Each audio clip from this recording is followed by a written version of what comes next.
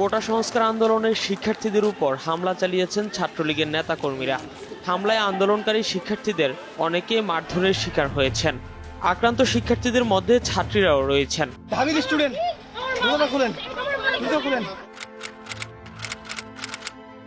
যদি আমি জুলাই 24টা একটু রিকল করার চেষ্টা করি, 17 তারিখ সকালে হচ্ছে আমরা মানে ডিউর স্টুডেন্টরা বিশেষ করে হল থেকে বের হয়ে ভিসি চত্বর গেছিলাম ভিসির পদত্যাগ বা হচ্ছে কোটার আন্দোলনটাকে ব্যাপকভাবে ছড়ানোর জন্য। তো তখন আমরা গায়েবানা জানাজা করি এবং ওই দিনকেই পুরো ঢাকা ইউনিভার্সিটি এবং জাহাঙ্গীরনগর ইউনিভার্সিটি ক্র্যাকডাউন করা হয়।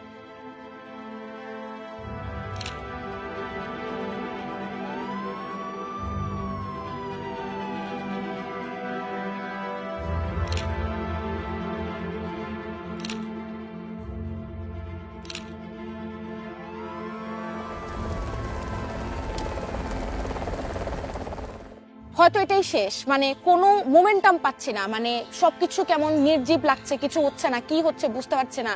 মানে এই আন্দোলনটাও হয়তো নিরাপদ সড়ক আন্দোলনের মতো এইভাবেই থামিয়ে দেওয়া হবে। তো 18 তারিখ সকালবেলা উঠে আমি ফেসবুকে ঢুকে দেখি যে all ice on BRAC university, all ice on Uttara. So পুরো ঢাকা শহর তখন প্রাইভেট ইউনিভার্সিটির ছেলে মেয়ে দখলে ছিল। 18 জুলাইতে যদি বেসরকারি স্টুডেন্টরা না নামতো আসলে কি হতো? আসলে এটা একটা ফ্যাক্ট। বেসরকারি বিশ্ববিদ্যালয় যদি না নামতো এই 5ই আগস্ট হতো না এবং স্বৈরাচার শেখ হাসিনার কোনো অবস্থাতেই সেটার পরিবর্তন হতো না এবং এই রেজিমে আগের রেজিমে থেকে যেত।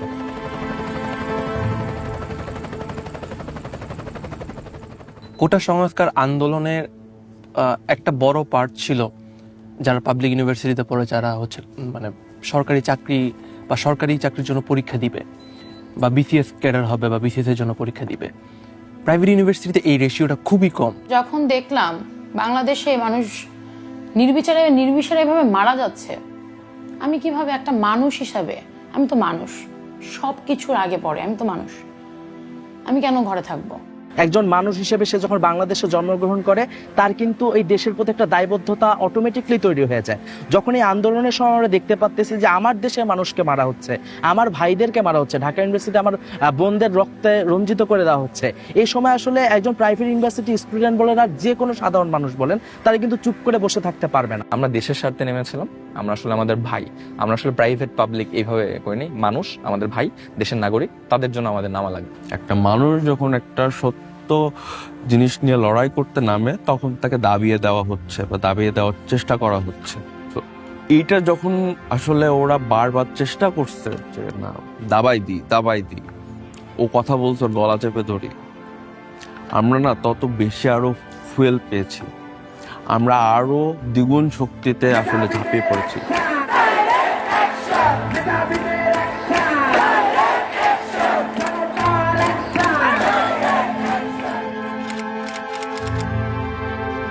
রামপুর ব্রিজে দেখলাম যে সবকিছু বন্ধ, বাস এগুলো কোনো কিছু চলছে না। আমি হেঁটে হেঁটে ব্র্যাক পর্যন্ত যেতেই জাস্ট অনেকগুলো স্টুডেন্ট জড়ো হয়ে আছে। আমি দাঁড়ানোর সাথে সাথে পর মনে হয় 4টা টিয়ার শেল, চারদিকে একদম থমথমে, এবং সাথে সাথে লাঠিচার্জ শুরু হয়। সামনের দিকে যারা বসেছিল সবাইকে লাঠিচার্জ করে ছত্রভঙ্গ করে দেওয়া হয়।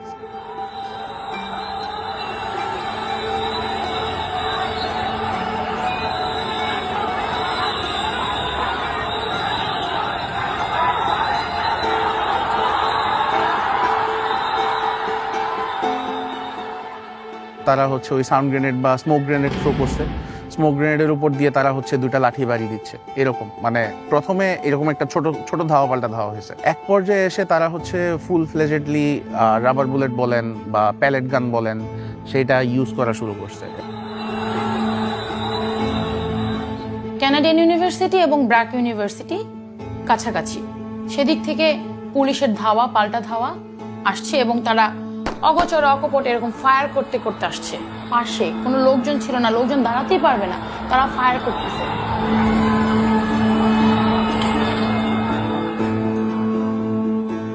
পুলিশ কি করলো, এই সাইডটা থেকে আমাদের এই যে গ্লাস ছিল আরো আমাদের এই পাশের কিছু রুম, এগুলো সবকিছু ভেঙে, কারণ এটা আটকানো ছিল, ওনারা ভেঙে এখান থেকে আমাদের এখানে সিঁড়ি আছে, এই সিঁড়ি থেকে ওনারা রুফে চলে যায়। কিন্তু আহত হয়েছেন। আমি এখানে সামনে ছিলাম, গুলি মারতে কান্নাকাটি করতেছে, দৌড়াদৌড়ি করতেছে, কে কোথায় যাবে, কারণ কারো কোনো প্রস্তুতি নাই।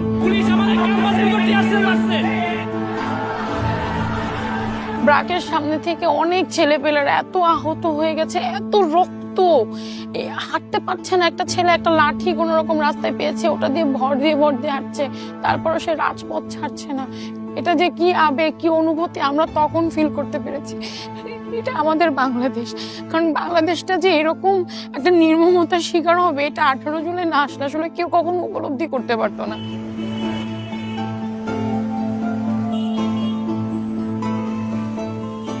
18 জুলাই উত্তরায় রীতিমতো গণহত্যা চলছে।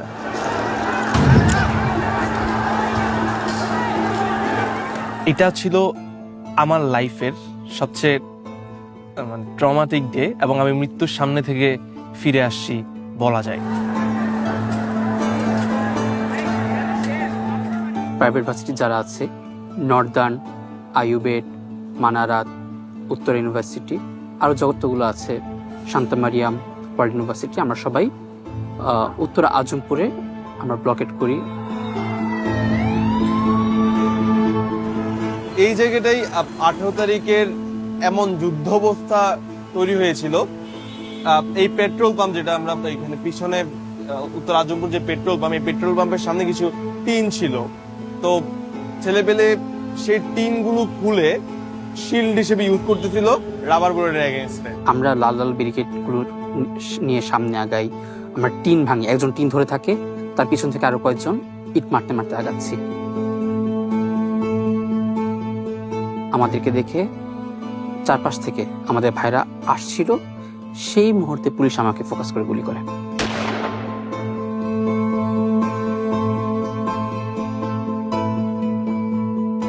আমার কাছে মনে হচ্ছিল যে হয়তো আমার মাথায় লাগছে বা মাথার খুলি উড়ে গেছে, কারণ তখন আমি চারপাশ সব অন্ধকার দেখছিলাম। তখন মুখে হাত দিয়ে আমি বসে পড়ি, ফিল করি যে মুখ থেকে রক্ত, গরম গরম রক্ত আমার হাতে এসে লাগছে। তো তখন আমি চিল্লাইতে থাকি, স্লোগান দিতে থাকি। তখন এসে আমাকে রেস্কিউ করে, তারা ইট মারে থানায়, ইট মারতে মারতে আমাকে নিয়ে যায়। ফার্স্ট আমি কিছুক্ষণ হাঁটছিলাম, তারা আমাকে হেঁটে হেঁটে নিয়ে যাচ্ছিল। আমি বললাম যে ভাই আমি পারতেছি না, আমার পুরো হাতটা মনে হচ্ছে যে হাত ভেঙে গেছে। তখন তারা আমাকে করে নেয়। ওই সময় হচ্ছে আমি ভিক্টোরি সেন্টার দেখে।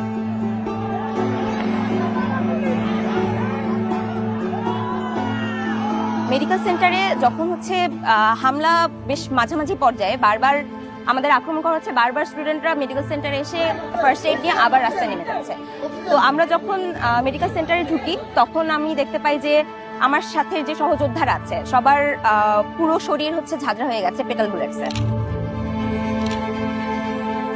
গোলাগুলির এই খবরের একটু পরে আমরা দেখতে পাই একটা স্ট্রেচার, যেটা হচ্ছে একটা মানুষ শোয়া, এবং তার উপরে যেই ছেলেটার কাঁধে একটা পতাকা ছিল সেই পতাকাটা তার মুখের উপর দেওয়া। তো হুট করে ফোন আসলো যে ব্র্যাকের ভিতরে নাকি লাশ ঢুকছে। ব্র্যাকের অথরিটি বললো, আমি বললাম যে আমি তো দেখি নাই। তখন বললো তুমি মেডিকেল সেন্টারের সামনে যাও।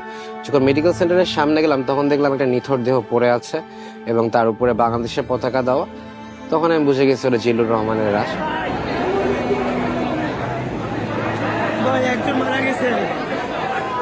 সবাই কান্নাকাটি ওই মুহূর্তটাতে, মানে সবার তো একেবারে সমবয়সী ছেলে মেয়ে ওইখানে। ওই অনুভূতিটা কি, মেয়েরা চিৎকার করে কাঁদতেছে যে আমার ভাইকে মেরে ফেলছে, আমার ভাইকে মেরে ফেলছে, আমরা এখানে কিভাবে থাকি। মেয়েরাও তখন চলে গেছে রাস্তায়। একটা ছেলে আসছে, মারা গেছে গুলিতে, সরি। ও জানতো না, মানে ওর বাসায় কেউ জানতো না যে ও এখানে আসছে, ও না বলে আসছে। এবং ও না বলে আসছে, ওর বাসায় জানতো না যে তার ছেলে মারা গেছে, কারণ তার ফোন থেকে না কল করা হয়েছিল। আমাদের ভার্সিটির সামনে একটা ছেলে না, দুইটা ছেলে মারা গেছে, অনেকে আহত হয়েছে, নিহত হয়েছিল দুজনের একজন আমাদের ভার্সিটির মধ্যে ফায়ার করে তাকে হত্যা করা হয়েছিল, আর একটা ছেলেকে জাস্ট মাথায় গুলিটা লেগেছে এবং তার মগজগুলো, রক্তগুলো একসাথে গলে পড়েছে, সেই স্পটে মারা গেছে। এবং তাকে হাতে হাতে সবাই ধরেও নিয়ে গিয়েছিল। তার বাসায় কেউ জানতো না যে তার ছেলে এই আন্দোলনে এসেছে এবং তার ছেলে মারা গেছে। সে বাসা থেকে বলেই আসে না। আমাদের ছেলে মেয়েরাই এইখানে, এইখানে এরাই আন্দোলন করতেছে, এই মানুষগুলোর উপরেই বুলেট চালাচ্ছে, মানে এদের জানের কি কোনো দাম নাই? শুধু ব্র্যাকের স্টুডেন্টই ছিল হাজার হাজার, ইস্ট ওয়েস্টের স্টুডেন্ট, ক্যানাডিয়ানের স্টুডেন্ট, ওই দিকে হচ্ছে বাড্ডার দিকের এত স্টুডেন্ট, প্রতি মুহূর্তেই হচ্ছে মানে স্টুডেন্ট আসছে, তারা হচ্ছে বুলেট বের করছে, ব্যান্ডেজ করে নিয়ে যাচ্ছে, আবার আন্দোলনে চলে যাচ্ছে। ভাইয়ারাও এক একজন মানে বুলেট নিয়ে হাসতেছে, বডির বিভিন্ন জায়গায় বুলেট, রক্ত বের হচ্ছে, আমরা সূচের মতো জিনিস দিয়ে, তারপর বিভিন্ন জিনিস দিয়ে হচ্ছে বুলেটগুলো বের করে দিচ্ছিলাম, বায়োডিন দিয়ে, আবার হচ্ছে কটন দিয়ে রেখে দিচ্ছিলাম, তারা সেই অবস্থায় আবার চলে যাচ্ছে, কেউ খুঁড়ে যাচ্ছে পায়ে ওই বুলেট নিয়ে। ঢাকার যে বৃহত্তর জায়গাগুলো আছে, রামপুরা, তারপরে বাড্ডা, অন্যদিকে বসুন্ধরা, উত্তরা, মিরপুর, ধানমন্ডি, এই যে জোনগুলো আছে, বেসরকারি বিশ্ববিদ্যালয়ের শিক্ষার্থীরা নিত্য তেজগাঁও আছে, এই জোনগুলাকে কিন্তু আসলে একটা মানে অনেকগুলো ডট হিসাবে যদি আমরা ধরি, এই ডট গুলাকে আসলে পুশআপ কানেক্ট করেছে। সত্যি কথা বলতে আমার কাছে মনে হয় প্রাইভেট ইউনিভার্সিটির স্টুডেন্টরা শুধুমাত্র 18 জুলাই থেকে না, মানে আমি আমার ব্যক্তিগত অভিজ্ঞতা থেকে যেটা দেখেছি, জাহাঙ্গীরনগর বিশ্ববিদ্যালয়ে যখন 14, 15 এবং 17 তারিখ 3 দিনই হচ্ছে আমরা ভয়াবহ আক্রমণের শিকার হই, কিন্তু 15 তারিখের যে রাতের বেলা যে আক্রমণটা, যেটা লাইভ সামাজিক যোগাযোগ মাধ্যমে সবাই দেখতে পেয়েছে, তো 16 তারিখ আসলে জাহাঙ্গীরনগর বিশ্ববিদ্যালয়ে বিশাল বড় একটা জনস্রোত নামে, এবং এই জনস্রোতের আমি বলবো 60% ছিল আমাদের ক্যাম্পাসের বাইরের শিক্ষার্থীরা, অর্থাৎ বিভিন্ন প্রাইভেট বিশ্ববিদ্যালয়ের শিক্ষার্থীরা। আমাদের পাশেই ড্যাফোডিল ইন্টারন্যাশনাল ইউনিভার্সিটি আছে, উত্তরা ইউনিভার্সিটি আছে, গণ বিশ্ববিদ্যালয় আছে, এই ধরনের বিভিন্ন প্রাইভেট বিশ্ববিদ্যালয়ের শিক্ষার্থীরা কিন্তু একদম শুরু থেকে, অর্থাৎ যখন থেকে আমাদের উপর হামলা হলো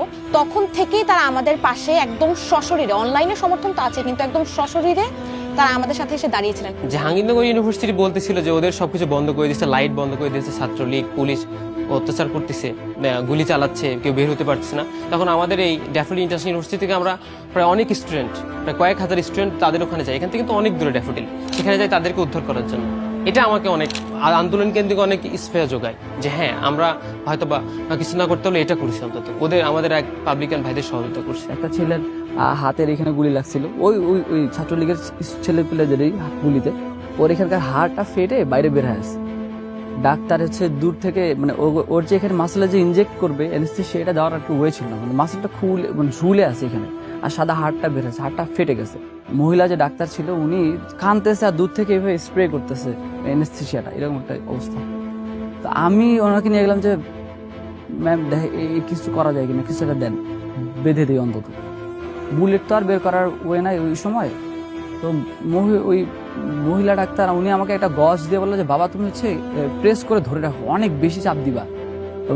আমি চাপ দিতে গেছি যে ব্যথা দেখি চিল্লাচ্ছিল যে ব্যথা পাচ্ছে, তো বলছে তুমি যত বেশি ব্যথা পাক সমস্যা না, তুমি চেপে ধরে রাখো। তা আমার এই যে আঙ্গুলের এই 3টা ফাঁক দিয়ে হচ্ছে গরম গরম রক্ত চুয়ে চুয়ে পড়তেছিল, মানে দেখতেছিলাম যে ব্লিডিং হচ্ছে, মানে আমি একটু জোরে প্রেস করলে দেখি যে আরো ব্লিডিং হচ্ছে, ওয়ে ছিল না, ব্লিডিং বন্ধ করার ওয়ে নাই, হাত দিয়ে রক্ত বের হচ্ছে। একটু পরে দেখি যে কথা বলতেছে না, আমি হচ্ছে ওর হচ্ছে মুখে ধরে মারতেছিলাম যে এই তোমার নাম কি, কথা বলো, চোখ খোলো, no response, he was dead. ওই একই দিনে 5 থেকে 6 জনকে আমরা রাস্তায় সরায় রাখছি, ডেড বডি।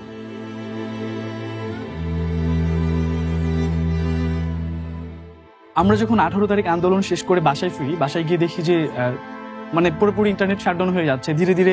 তখন হচ্ছে মোবাইল কানেকশন মানে ডাটা কানেকশনও চলে যাচ্ছে, এবং বাসায় যে ওয়াইফাই লাইন ছিল সেটাও চলে যাচ্ছে। একটা বড় ব্যাপার হচ্ছে আপনি দেখবেন কিনা প্রাইভেট ইউনিভার্সিটির ছেলেরা কখনোই মানে কি বলবো যে ডিসকানেক্টেড ছিল না।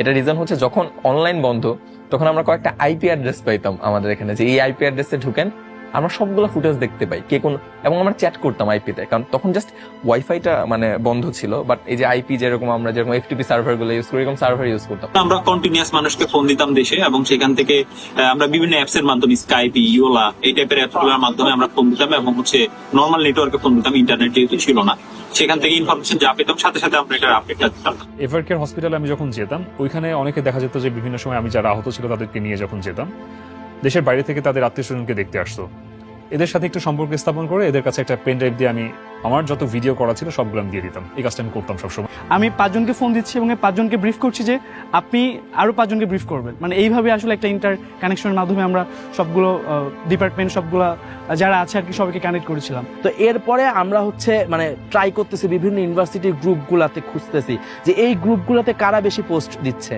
এদের সাথে যদি আমরা কানেক্ট করতে পারি তাহলে হচ্ছে ওই ইউনিভার্সিটি থেকে আমাদের সাথে পাবো। এবং গ্রুপগুলোর মজা হচ্ছে কিছু সাংকেতিক নাম দিতাম, যে খেলার মাঠ, ময়দান, এই টাইপের লেখা দিতাম, যাতে করে আমরা জানতাম পুলিশ তখন চেক করতে পারে এবং চেক করে যাতে কোনো কিছু না পায় ওরকম ভাবে।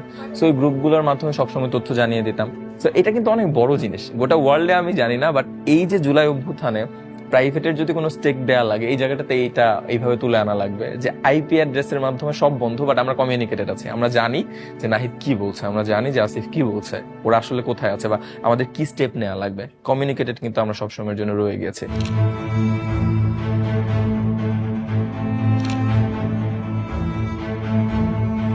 তোমার মনে আছে আমি যখন রাতে হলে ফিরি এবং আমার হলে থাকা এক বন্ধুকে আমি জিজ্ঞেস করছিলাম যে আজকে সারাদিনের কি আপডেট, মানে ও কাঁদতে কাঁদতে আমাকে সবগুলো ফুটেজ দেখালো যে ব্র্যাক বিশ্ববিদ্যালয়ে কিভাবে হচ্ছে পুলিশ ঢুকে গুলি করছে, কিভাবে হচ্ছে হেলিকপ্টারে করে নিয়ে যেতে হচ্ছে। আমি বলবো দা ব্রেভারি, মানে যে সাহস আমরাও দেখাতে পারি নাই তখন, তারা পুলিশের সামনে দাঁড়িয়ে মানে পুলিশকে হচ্ছে একদম প্রতিহত করছে। এবং আমরা দেখছি যে ছাত্রলীগকে, যুবলীগকে প্রতিহত করছে ওই জায়গায় দাঁড়িয়ে সবাই, ছেলে মেয়ে সব শিক্ষার্থীরা। তো সেই কারেজটা যদি না থাকতো, সেই সাহসটা যদি আমরা না পাইতাম, এবং ওইটা জানার পরে ফুটেজগুলো দেখার পরে আমার কাছে মনে হয়েছে যে আন্দোলন থামানো যাবে না।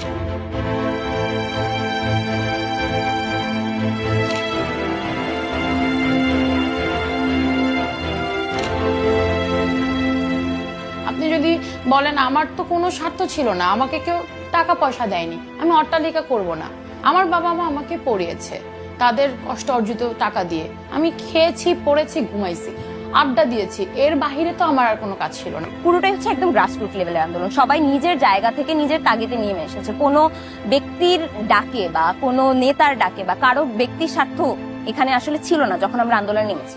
ইন্ডিভিজুয়ালি প্রত্যেকটা মানুষ, প্রত্যেকটা বিশ্ববিদ্যালয়ের শিক্ষার্থী, প্রত্যেকটা শিক্ষক এবং দেশের সাধারণ প্রত্যেকটা মানুষ আসলে অনুভব করেছে যে না আসলে যে বিগত 15 বছর ধরে স্বৈরাচারের দমন পীড়নের ভিতরে আমরা আসলে সময় অতিবাহিত করেছি, আমাদের আসলে একটা শক্ত জবাব দেওয়ার সময় এসেছে। তো এই অনুধাবনটাই আসলে আমাদেরকে এই আন্দোলনে নিজেদেরকে সম্পৃক্ত করার ব্যাপারে মোটিভেট করেছে। যখন আমরা জানি আমরা সবাই ফুল ফোর্সে নেমে আসলে আমরা একটা সাকসেস পাবো, সেই জন্যই লাস্ট সুযোগটা ছিল প্রাইভেট স্টুডেন্টের জন্য। আমরা প্রাইভেট স্টুডেন্টরা শেষ সময় পর্যন্ত নামি এবং আলহামদুলিল্লাহ আমরা আসলে 5ই আগস্টের সেই বিজয়টা, কাঙ্ক্ষিত বিজয়টা আসলে অর্জন করি। পুরো জুলাই মুভমেন্টে আমি দেখেছি যে আমাদের ভার্সিটির মেয়েদের উপস্থিতি খুবই লক্ষণীয় পর্যায়ে ছিল, যে ওভাবে আলাদা করা যাচ্ছিল না যে ছেলে বেশি বা মেয়ে বেশি, খুবই সমান তালে তারা এসেছিল। একটা জিনিস থাকে যে এইসব মারামারি কাটাকাটির ভিতরে সাধারণত ছেলেরা যাবে, মেয়েরা এইসব জায়গায় কেন যাবে, এই ব্যারিয়ার গুলো কাটিয়ে উঠেও অনেকে বাসায় অনেক ঝামেলা করেও এই আন্দোলনে এসেছে। One of the main masses of the people who delivered July or August, the private universities, শুধু প্রাইভেট ইউনিভার্সিটি স্টুডেন্ট না, ওয়ার্কিং ক্লাস মানুষ, মাদ্রাসা স্টুডেন্ট, তাদের কিন্তু ওইভাবে স্টেক হওয়ার কোনো চ্যানেল নাই। প্রাইভেটের স্টুডেন্টরা, স্পেসিফিক্যালি প্রাইভেটের স্টুডেন্টরাও যাতে দেশ গঠনে একদম প্রত্যক্ষভাবে ভূমিকা রাখতে পারে এরকম কোনো ধরনের একটা এক্সেস তৈরি করে না। সেটা রাজনীতিতেও হতে পারে, সেটা আসলে পাবলিক সেক্টরগুলোতেও হতে পারে, প্রাইভেট সেক্টরগুলোতেও হতে পারে। প্রাইভেট হোক, একজন বিহারি হোক বা একজন মাদ্রাসার শিক্ষার্থী হোক, পাবলিকের হোক, একজন রিক্সাওয়ালা হোক, যেই হোক, এই আন্দোলনে যেই আহত হয়েছে, যেই শহীদ হয়েছে, তাদের সকলকে প্রপার মর্যাদা দেওয়া উচিত। পরবর্তীতে যদি যে কোনো গভর্নমেন্ট, যে গভর্নমেন্টে আসুক না কেন, যারা হচ্ছে জনগণের ম্যান্ডেট নিয়ে নির্বাচিত সরকার হবে, তারা যেন কখনো জনগণের গায়ে যেন হাত না তুলে। ঢাকা শহরের প্রত্যেকটা দেয়ালে যে গ্রাফিতি হয়েছে সেখানেই সবাই বলে দিছে যে তারা আসলে কেমন দেশ চায়, যেখানে বৈষম্য থাকবে না, যেখানে হচ্ছে আমরা যেই মনে করেন সিস্টেম্যাটিক অপারেশন দেখে আসি সেটা থাকবে না। নতুন বাংলাদেশকে তারা যাতে মানে স্বাগত জানাইতে পারে, ওই বাংলাদেশ যাতে আসে, ওই সিওরিটিটা যদি আমি কখনো পাই, আজকে একবার না, যদি 10 বার জুলাই আসে আমি 10 বার জুলাই সামনে থাকি। আমাদের যারাই মাঠে ছিল সবারই ভাষ্য ছিল যে যত কিছু হোক আমরা মাঠ ছাড়বো, এবং যারাই আহত হয়েছে, যারাই গুলি খাইছে, ভাই আমি মরে গেলে মরে যাই, কিন্তু আপনারা এই খুনি হাসিনার পতন করে তারপরে মাঠ ছেড়ে যাবেন। আম্মুকে ভালো করে না বলে আমি চলে আসছি। জাস্ট আসার সময় আমার ছোট বোনকে বলে আসছি যে আম্মুকে দেখে রাখিস, আর আমার যদি লাশ আসে এই লাশ আওয়ামী লীগের পতন না হওয়া পর্যন্ত এই লাশ যেন দাফন না করে।